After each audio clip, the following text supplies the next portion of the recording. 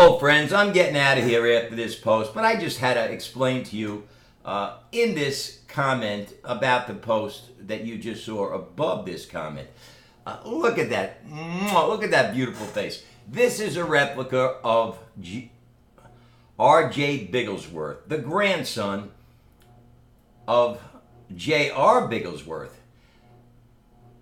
the cat or kitten that you saw in the Michael Myers, Austin Powers, Dr. Evil movies.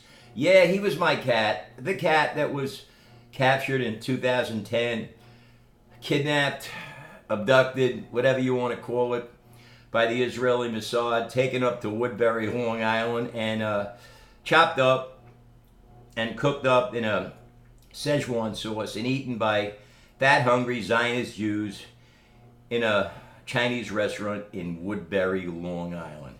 And I want to thank you, by the way, for all the prayers that I know you said to bring him back to me.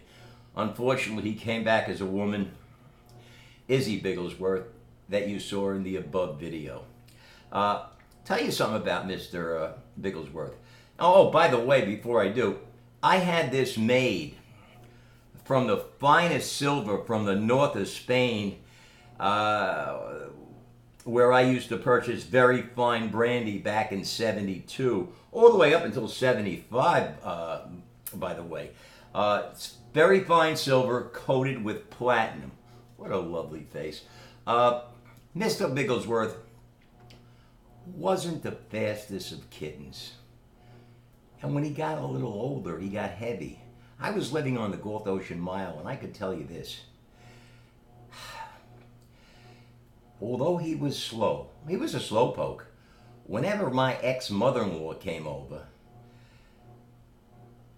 he would jack up the speed to about 250 miles an hour and run and hide who knows where. It wasn't on the balcony because we lived on the beach in the Galleon in Fort Lauderdale. And you know what? He could smell a bagel from a mile away and do the same thing. Of course, the ex-devil-in-law was Jewish. Big mistake, but on my part. But me and Mr. Bigglesworth were very tight. In fact, whenever I was down at the beach, beautifying my handsome face, getting in the sun, soaking up the rays, or when I went shopping and we came home, there were times, and I swear, and I'd swear in a court of law, because a court of law doesn't mean anything. It's not really a court of law. It's a court of chicanery. It's run by the bench bar monopoly,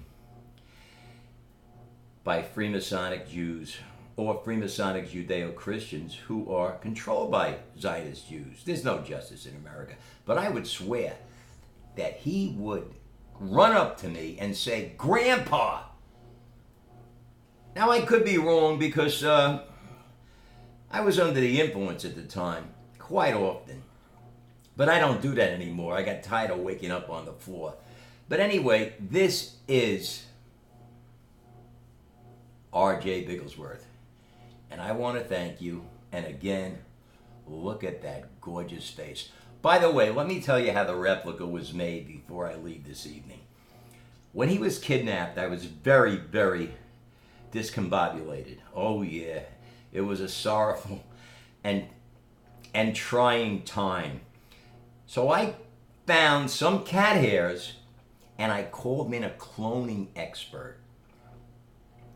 The cloning expert said, "Yes, Phoenix, I can clone him, but the body will deteriorate quickly." I said, "Well, what can we do?"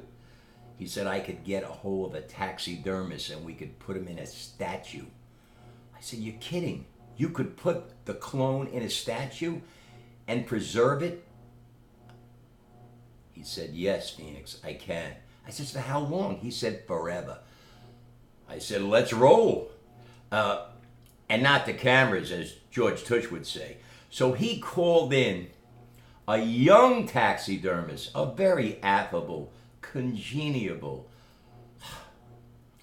mild-mannered young man by the name of Norman Bates. And together they worked on it and came up with this beautiful statue. Now this statue, trust me, what it's worth, money can't buy. Its price is far above diamonds and rubies. And I want to thank you all for the prayers that I know you said when I asked you to, because you told me you did, on the old Russell Pappalardo timeline that was blocked by the nefarious, insidious, and heinous Facebook police. You know, the Chavez goys who work for the Zionist Jews who control what you post on Facebook. Thank you, folks. I really appreciate it. Again, say goodnight to Mr. Bigglesworth.